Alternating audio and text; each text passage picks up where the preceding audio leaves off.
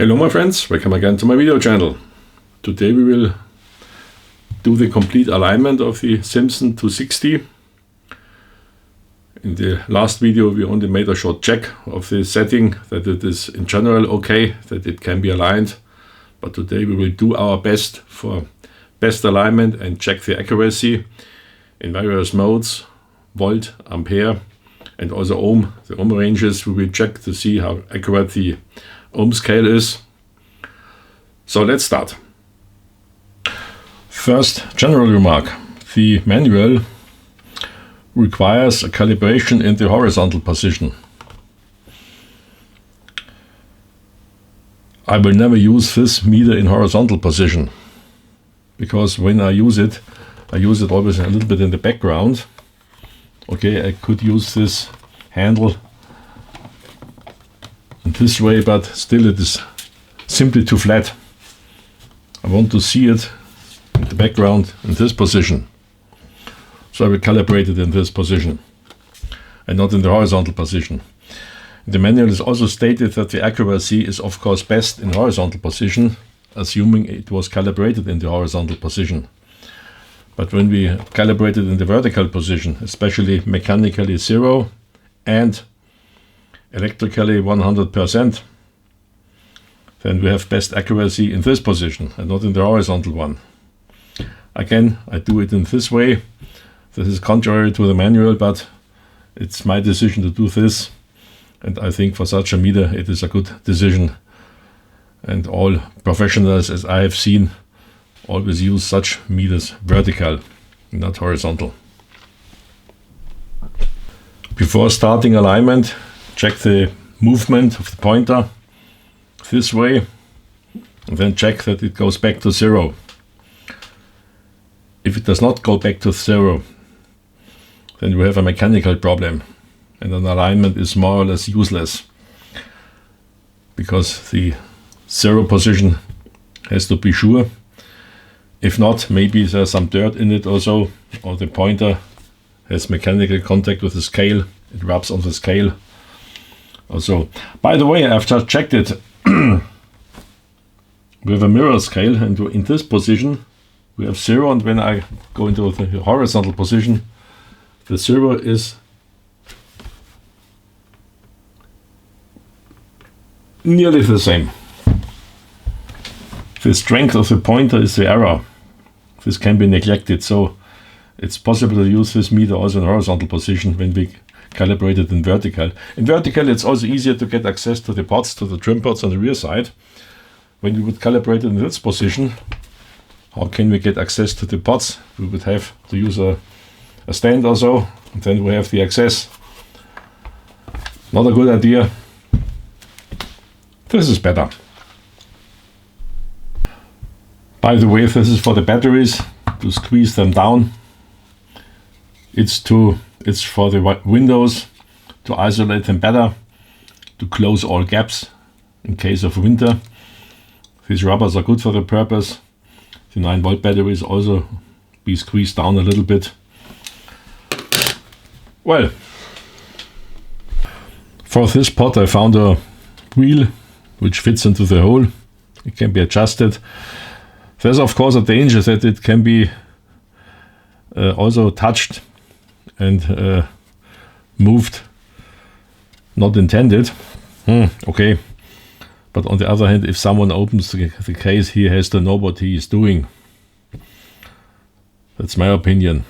We have seen a different way of treating this instrument, but it's another topic. Well, let's start. First alignment step are the resistors R1 and R2 to set the sensitivity of the meter itself, especially R1. It's a bypass to the meter. Set it for full scale deflection. We do it in the setting of 50 microamps. Connection is here on this side. The current comes in directly on the meter and goes back to the common connection. So we can here set the current through the meter and the resistor R2, R2A to 50 microamps, and adjust this pot R1 for full deflection at 50 microamps. This bypass sets it so the meter is a little bit more sensitive than 50 microamp. So we can set with this parallel shunt resistor the full scale deflection for 50 microamps. So only this R1 has an influence. R2 has no influence because we set the current through the whole meter constantly to 50 microamp, and whatever R2 has, it has to be set to 50 microamps, and we can adjust with R1 the full sensitivity of 50 microamp for full scale deflection. This is only R1, R2 has no influence. Again, we use a current source or a set current to 50 microamp, and when we adjust R1, maybe the current changes a little bit, so we have to readjust it or to observe it. When this is adjusted to 50 microamp, the next step is to adjust R2 to 1 milliamp. We use this input. A part of the current is fed directly through the meter, and a part of the current is fed through this shunt to the common connection. So here we have the resistor 238, 22.5 and 2 ohms for 1, 10 and 100 milliamps and 500 milliamps. So the relation of this resistor sets the sensitivity for 1 milliamp in relation to this shunt resistors here. So we do in the next step R2A. First we set R1 and then R2A. That's the procedure we do in the next session. So R2A has of course an influence because the voltage drop, because this shunt is more or less constant for 1 milliamp. Of course it has an influence, but we also have to check 1 milliamp as a constant current. Then we can adjust R2A or R2, sorry, not R2A, R2. For the calibration process, I use 2 microamp meter or milliamp meter in series. That's my second one, 50 microamps. And here I measure 49.9, 50. It jumps always a little bit because the setting of the pot is not perfect, but in general it is okay. And I can operate with both microamp meters. 50 microamp, readjust it. Okay. The first resistor R1 has to be set to full scale. And I see it is full scale. When I interrupt the current, it is 0. Okay.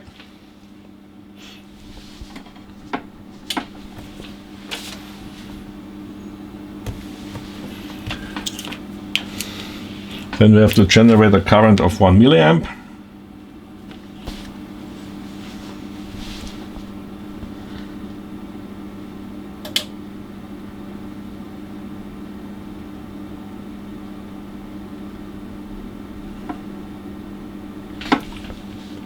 Milliamp is 1000 microamps. Okay. This is a pot I have to readjust, which I have swapped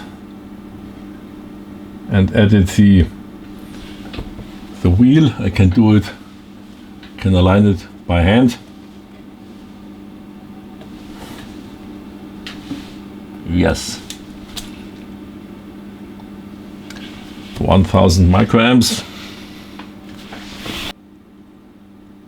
1000. Let's check the 50 microamp again, just for safety. Do the 50 microamp setting.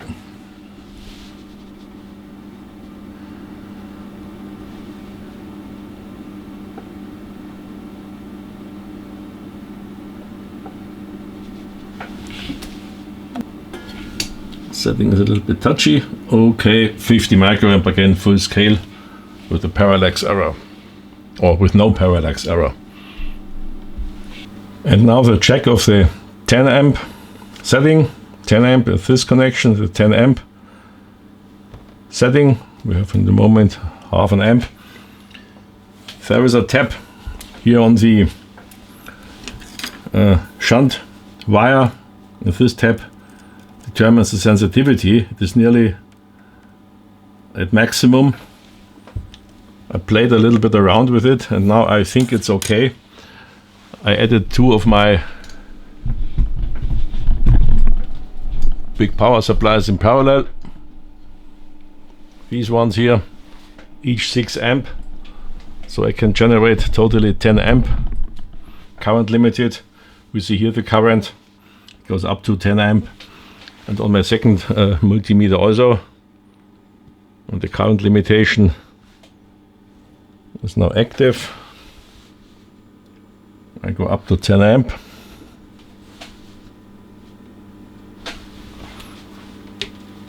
What's the limitation? The voltage.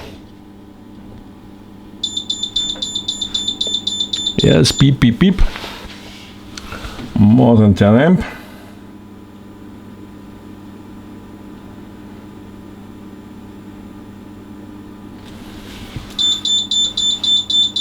Yes, it's okay.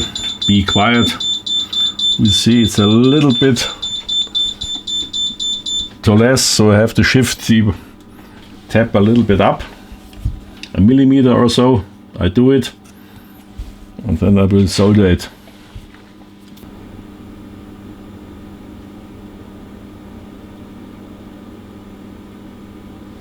$10 amp, that's it.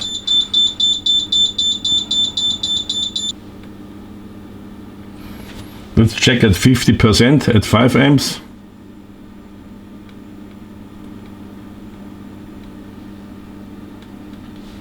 .999, that's 5 amperes. Okay, I will solder it and we check it again.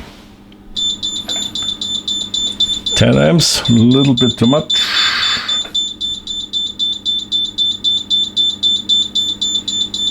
And we have here 10 amp. That's okay.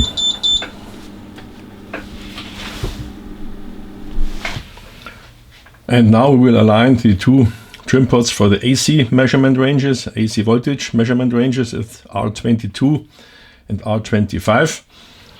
The procedure is first set R22 with a high input voltage of 250 volt.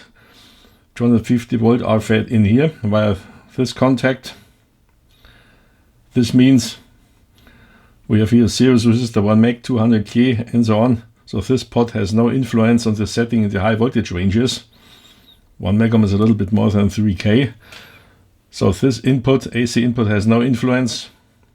It's not influenced by this trim pot at high voltage ranges, but the output, the rectified output, which is plus and minus, this is fed to the meter. There we have R22, and this R22 has an influence on all measurements because the AC input here is attenuated to a value which is sufficiently to drive the meter with this resistor. Here we have the AC input. So first we will feed in 250 volt AC, ignore this pot, set this pot to the value 250 volt, and then when this is set we go to the lowest input. This is 2.5 volts, this is here, and then we have only 7k in series with 3k, so this is aligned at the lowest possible input voltage in this setting.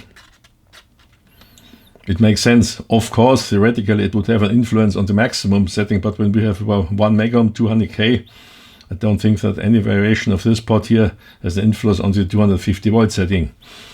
So first we set this pot with a maximum input voltage, ignore this, and then we go to the lowest sensitivity with this input, and then we set this.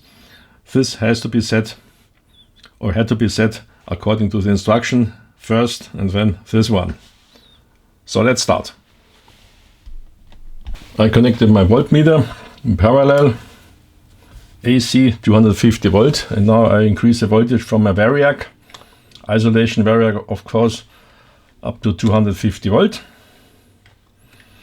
We have the rate scale here, 25 is 250 or not.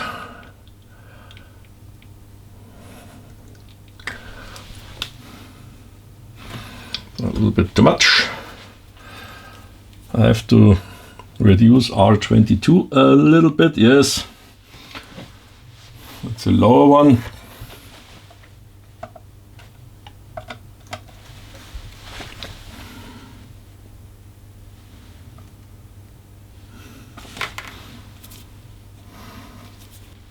And now we go down to the low voltage range.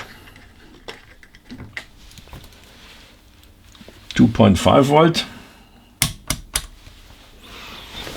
I will reconnect to the low voltage output of my Variac and set it to, what is it, 2.5 volt, yes.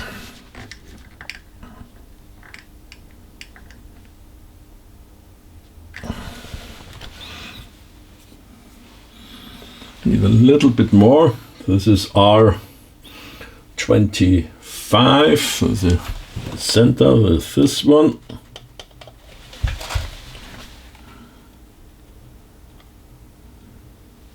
Okay,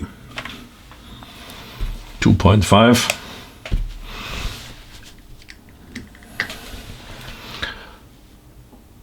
It's done. Let's recheck it on 250 volt. I reconnect it to the high voltage output.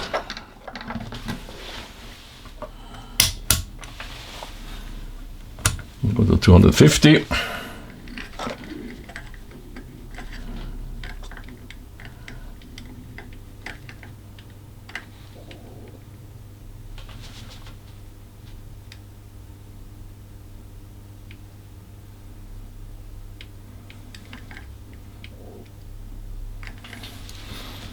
Yes, 250.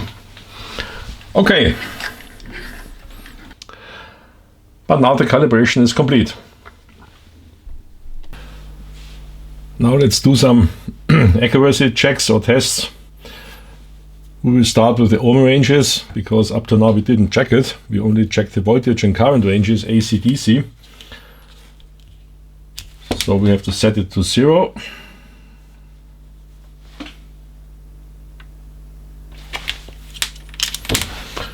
I prepare a resistor of 2.7 ohms. Let's check the accuracy. 2.2, 2.4, okay. Not absolutely perfect. A little bit too much, huh? Maybe it was not aligned perfect.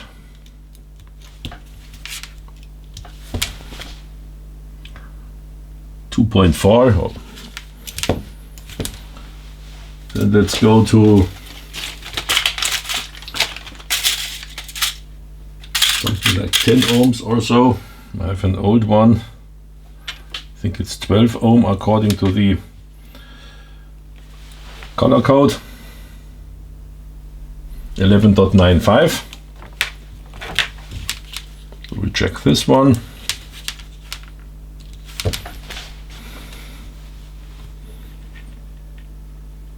11 ohms.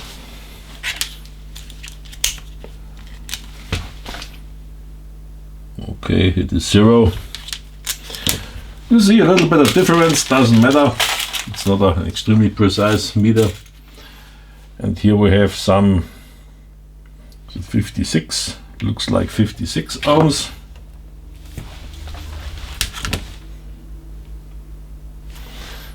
.56. And the ohm meter here says, it tells us 51. Okay, the indication is always a little bit too low. Check it again with the leads. That's okay. Well, in the range R times 1, it's good. The next is range 1 R times 100.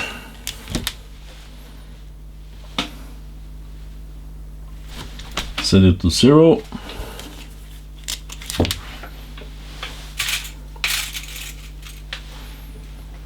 First check, it's something like 270 ohms, 268.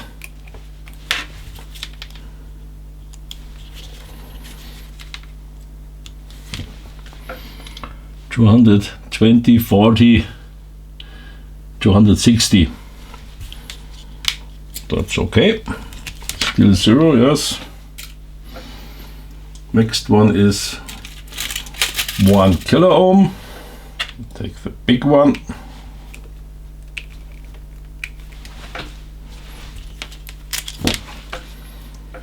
.04.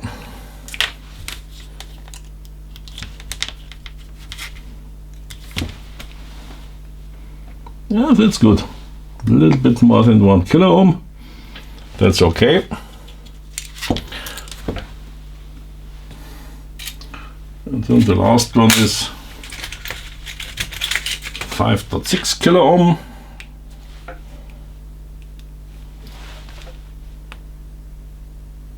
.62.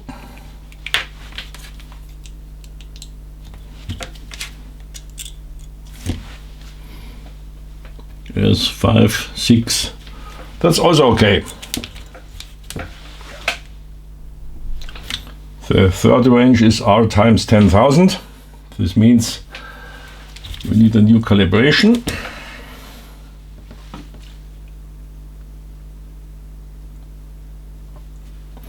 And this voltage or ohm range, the 9 volt battery is active.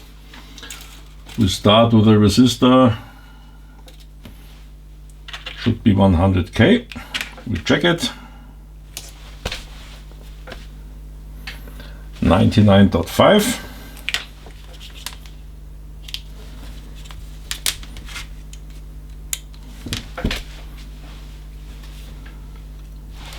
Precisely 10. Times 10,000 is 100,000. We have here 220K or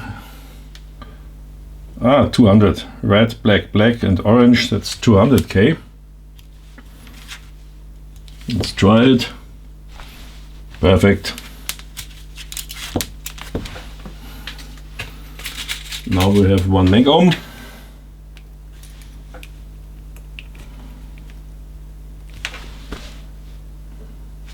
.998.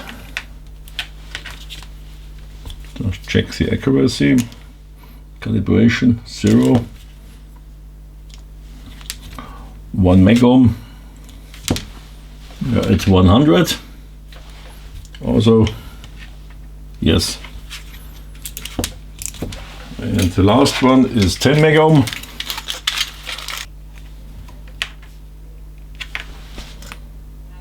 .9 meg ohm. Just to check it. 0 is 0. Okay. 1K. But it's surprising, can still be identified a 10 meg ohm resistor. Okay, the ohm range seems to be okay. Up to now we didn't check the high voltage range, 500 volt and 1000 volt. I only can generate a DC voltage, but it's not so critical because when the DC voltage is okay, we have here in the schematic a series resistor, 2.5 meg ohm and 7.5 meg ohm, totally 10 meg ohm. That's for the DC range. When we are here in DC and in AC, the 2.5 meg ohm is only active. This means when we have a correct indication on DC with these two resistors in series,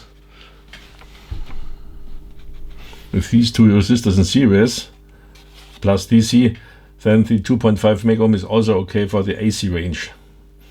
I will check the AC range with lower voltages, but I will try it first with 500 volt setting DC, which is here 500 volt, and then 1000 volts I go to the other input. I use my small high voltage generator. I produced some 2 years ago. You can find it in my videos.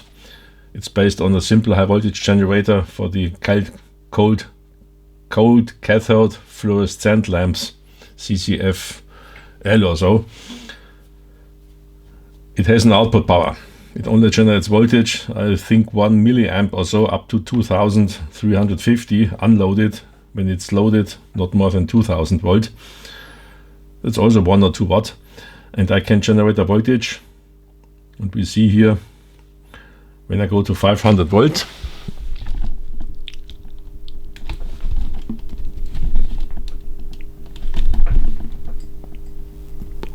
both meters are in parallel. This is 500 volt full scale.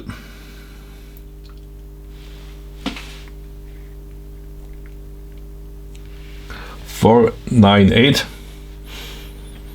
That is perfect. The accuracy should be, I think, 2%. So it should be an error of 10 volt. Is it 10 volt? Yes. 2% of 500 is 10. 2%, 150. Yes, it's 10 volt error. And we have less than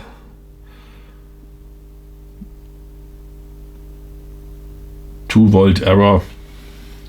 Yes, it's 2 volt error. It's less than 1%. It's 0.5%. 0.5.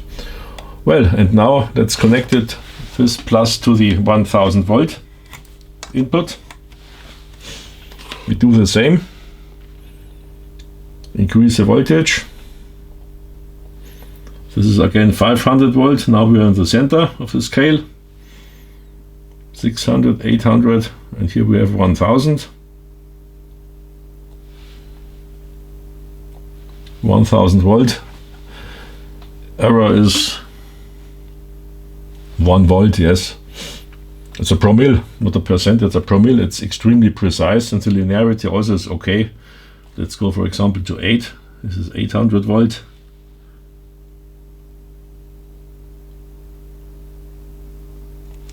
.798. We already had 500 volt, yes. Let's go to 300. Yes, 300, it's spot on. So the precision is very, very good. DC high voltage ranges are good, and that means when this range is okay, then the 2.5 meg ohm for the AC range is also okay. Both resistors are good. After the high voltage check with DC, we check now AC. As far as possible, I cannot generate much more than 250 or 260 volt AC, but we have seen that the resistor, the series resistor for high voltage measurement in DC is okay, and it's the same series resistor as used for AC. So we can focus now on the AC scale itself, 250 volt, a little bit varying, but we have here 250 volt, and this AC scale, it's the upper scale, which is used for this frequency range. I check the linearity. I go down to 200 volt AC just to see what the meter does.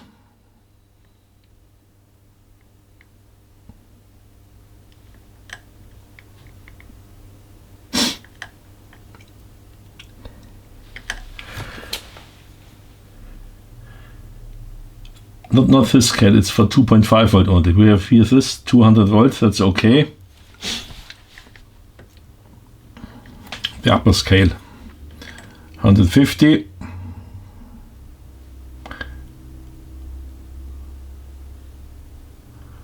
By the way, the error is 3% of full scale. Full scale is 250 volt. 3%, it's 7.5 volt error. We are very close to this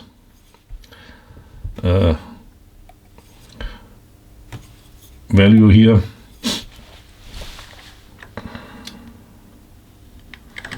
Let's go down to 100 volt.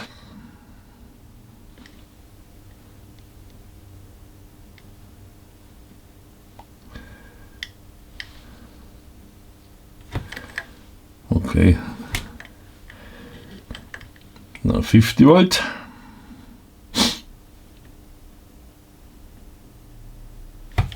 This is red scale where we have the 2, it is 50, but related to this value, 49 volt. So the scale is very linear, or the non-linearity of the diodes is mirrored here on the scale, so we can say the scale is very well. Now we can go up to maximum voltage again and go down to 500 volt full scale. then we can see how far we can get. 280 volt, 500, 400, 300. This is roughly precise, a little bit more. 285 is indicated. 5 volt more, but we may have an error of 15 volt. 3% of 500 is 15 volt error, and we have here an error of 5 volt. That's acceptable. And now we go to 1000 volt. Switch it off. 1000 volt AC, switch it on again.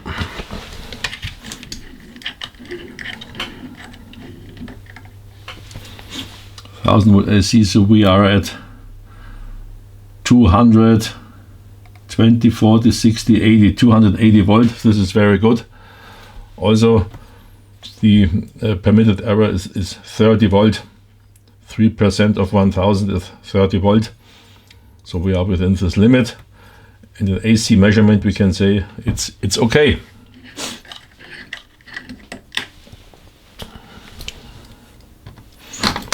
And now let's go to the low voltage ranges to check these ranges.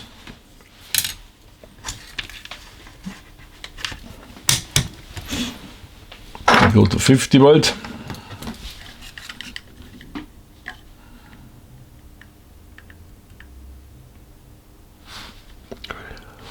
Okay, 49.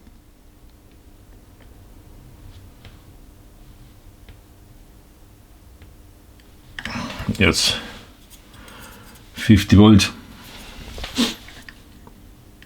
25 volt is here, 24.7, a little bit more, okay, 25 volt, that's also good. And now we go to 10 volt, I go to the low volt tapping of my Variac. Switch to 10 volt.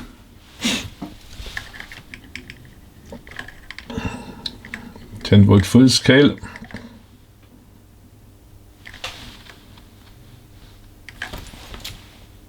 We have precisely 10 volt. Let's go to 8 volt just to check it. Perfect, the upper scale is relevant. 5 volt. Go down to 2 volt. Yes, the AC scale is very precise. Always use this AC scale, the red one. And now let's go to the 2.5 volt scale. Then we have to use the lower one. We have here 1 volt. The lower scale now is relevant. We have here 2 volt.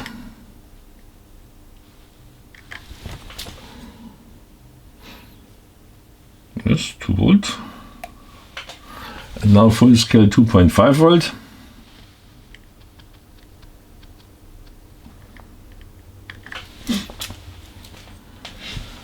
It's a little bit more. It's not precise enough. 2.5. No problems. The accuracy in the AC range is very good and the specified 3% are reached, and it's an overperformer in the AC ranges. We're measuring here the capacity, the coupling capacity from the so-called output. This is the measurement of the output of amplifiers to cut off the DC component. So any amplifiers should be connected here. 0.1 microfarad is 100 nanofarad, and then it goes to the positive. So we can measure AC, true AC voltages through this capacitor without DC component.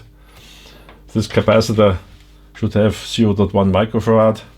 It has 100 nanofarad, as you can see. So this is also okay. Now the DC current measurement accuracy should be 1.5%, 500 milliamps, DC range. I set the current to 500 milliamps. Oops, a little bit much. A little bit too less.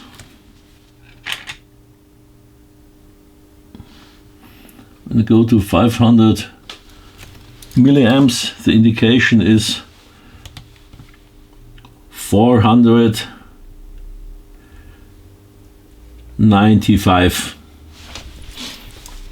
So if the current dropped a little bit, it's a very touchy setting. It's 495.96. So we have 4 milliamps missing. There's an error of a little bit less than 1%. So it's within the specification. 100 milliamp range. I need a small series resistor. I go to 100 milliamp.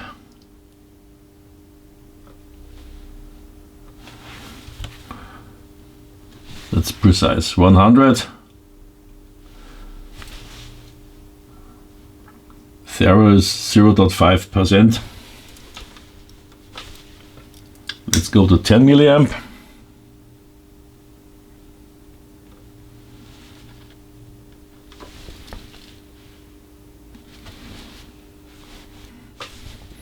And now to 1 milliamp, but yes, 1000 and 1000 microamps, 1 milliamp, that's also okay. Now we check the 10 amp setting again, 10 amp input. In my first sequence during alignment I made the mistake that the multimeter was not visible. Okay, now we do it better. And I increase the current of my two power supplies.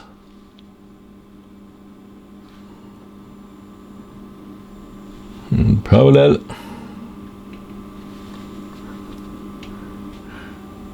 Now we have exactly 10 amps and 10 amps here. It's okay, no problems.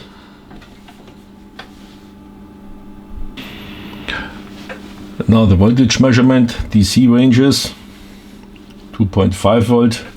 Input we have 2.5, 2 I would say. That's an error of 1%. We have another input with 1 volt. When we connect it here, we have full scale deflection with 1 volt. 0.994.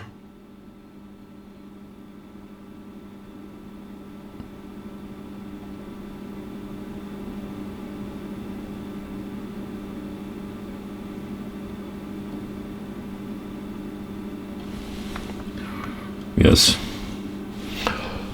Also spot on. Let's go to 10 volt.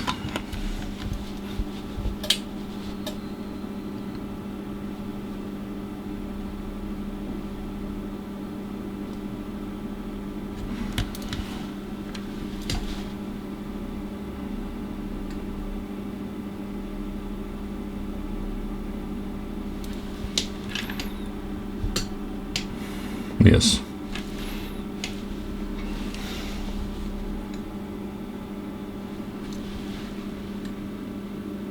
It's also spot on. Let's go to 50 volt. And now we come to 50 volt.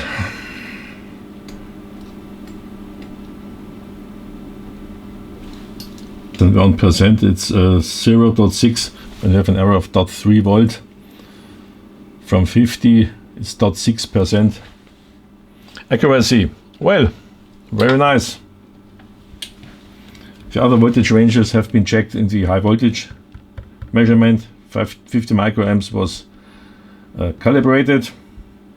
Ohms are measured, so everything is done and checked now. And I've forgotten to say, I have two of them. This was my first project with the Simpson. This is my second project now. Do I need two analog meters? No. Do I want them? Yes. Now we are at the end of this project. This Simpson multimeter 260 is now completely repaired, or it is restored. It was mistreated by one of the previous owners. It's calibrated, checked the accuracy with digital multimeter, and we have seen it as a very precise meter. Although it is a very old analog meter, it's from the 60s, as I know, from the last century or 70s. I think technology is from the 60s, but still very, very precise. And in my opinion, the precision is good enough for nearly 99% of all measurement tasks I have. I never had a problem with the accuracy of a meter, never. When I see today's modern digital multimeters with 5 or 6 digits and measuring voltages with it, I always smile. To be honest, it's not necessary. 4 digits for measurement of a voltage is more than sufficient, and you always see that the last digit is jumping around like a crazy cow or so.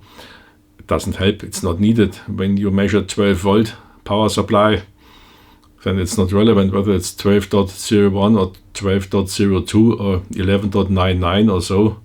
It is 12 volt plus minus some percent. That's okay. That can be measured with this meter. And the analog meters have the advantage that we can see very easily a tendency during alignment process. And when I measure voltages, I can measure it in the background, and I see when the pointer moves, I can say, okay, there is voltage, and when the pointer does not move, there is no voltage. With a digital multimeter, I always have to look on the digits. They are jumping around. The decimal point is set automatically, so I have to focus on the display. What is it? 3.9, no, sorry, it was 39. Yes, 39, can't be. Now it is 4 something. It's not good for in the practice, so I prefer in some cases analog meters, but that's my personal opinion. Other people may think different. During alignment process, such an analog meter is also good to set the maximum or minimum voltage or current in a circuit which is required. Well, that's it. Long speech to the end. Some thoughts. Stay healthy, stay tuned, and see you on this channel.